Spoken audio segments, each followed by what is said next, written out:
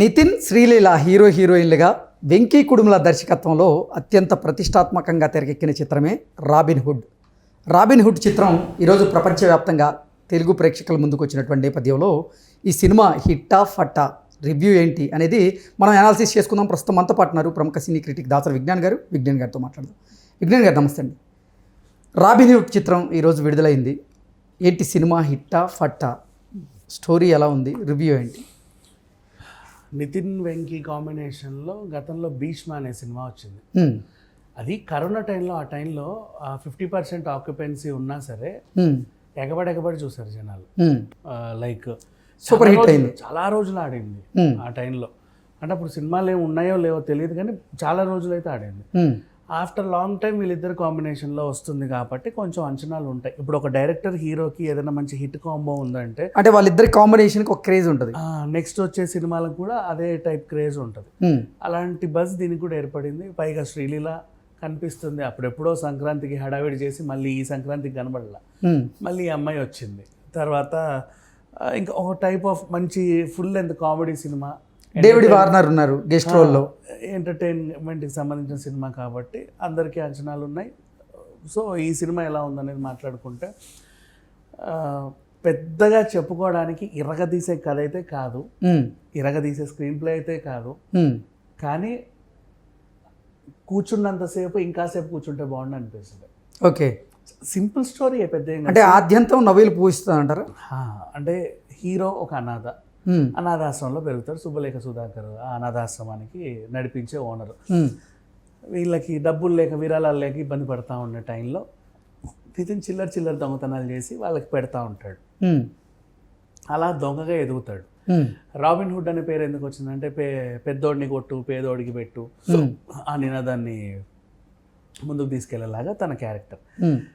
ఇలా పెద్ద దొంగతనాలు చేస్తూ ఉంటాయి. ఇప్పుడు పుష్పలో ఆ హీరోని ఆపడానికి షెకావత్ ఎలా ఉంటాడో, ఇతన్ని కూడా అడ్డుకోవడానికి ఒక క్యారెక్టర్ రావాలిగా.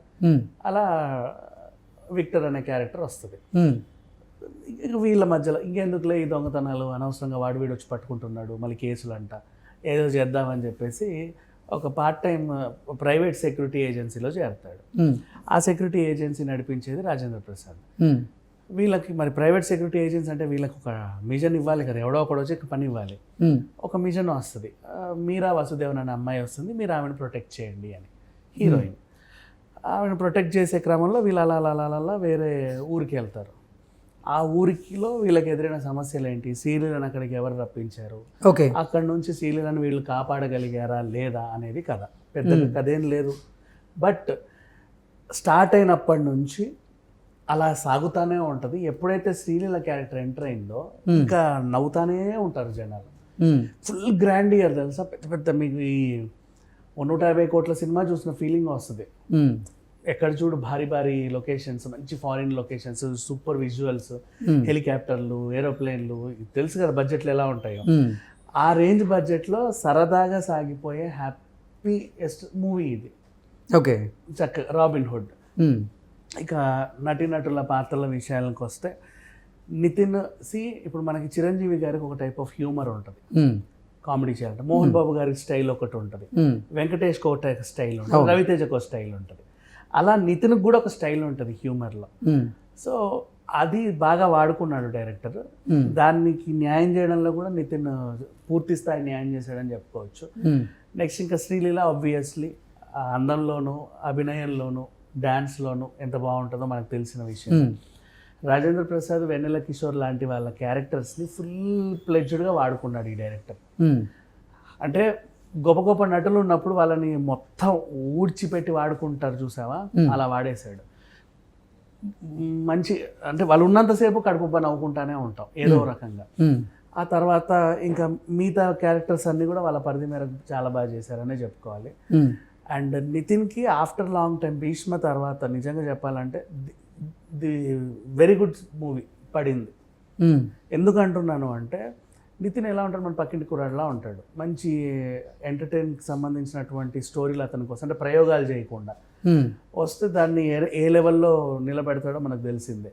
దిల్ అప్పటి నుంచి చూస్తూనే ఉన్నాం కదా, ఆ టైప్ సినిమాలు ఇస్తే నితిన్ చాలా బాగా ఇస్తాడు.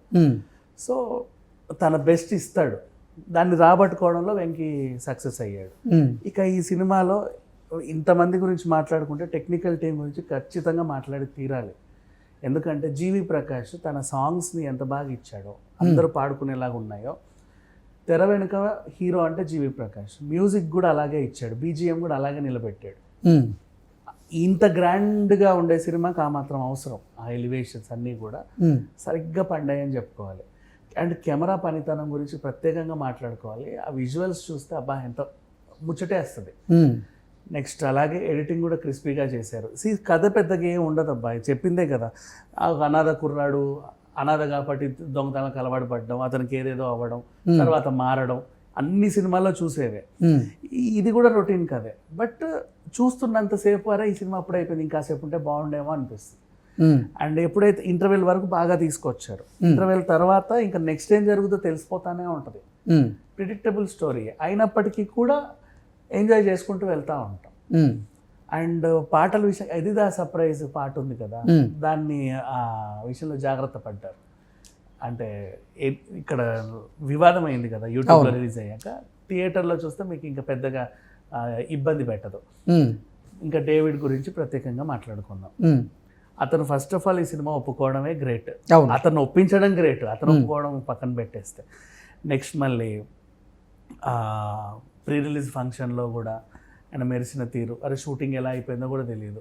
ఆయన కనబడింది కాసేపే, కానీ ఎప్పుడైతే ఆ క్యారెక్టర్ ఎంటర్ అవుతుందో థియేటర్ మొత్తం అసలు అరుపులు కేకలు, అరుపులు కేకలు, అరుపులు కేకలు, ఆ రేంజ్లో ఉంది. అండ్ తర్వాత మిగతా క్యారెక్టర్స్ అన్నీ కూడా ఓకే. డేవిడ్ వచ్చిన తర్వాత సినిమా అంటే ఇంకో టర్న్ తీసుకుంటుంది చెప్పాలి అంటే. అంటే ఎక్కువ ఎంజాయ్ చేస్తారు జనం, అంటే మంచి మూడ్లో ఉంటారు కదా, ఆ మూడ్లోనే క్లైమాక్స్ వరకు తీసుకొచ్చింది. అండ్ నిర్మాణ విలువల గురించి ప్రత్యేకంగా మాట్లాడుకోవాలి. ఇట్లాంటి సింపుల్ పాయింట్స్ చెప్పడానికి అసలు అంత ఖర్చు పెట్టాల్సిన అవసరం లేదు బేసికల్ చెప్పాలంటే. ఇప్పుడు మ్యాడ్ లాంటి చిన్న సినిమాలు కూడా తీయవచ్చు నువ్వు కామెడీగా రన్ చేయాలి అనుకుంటే.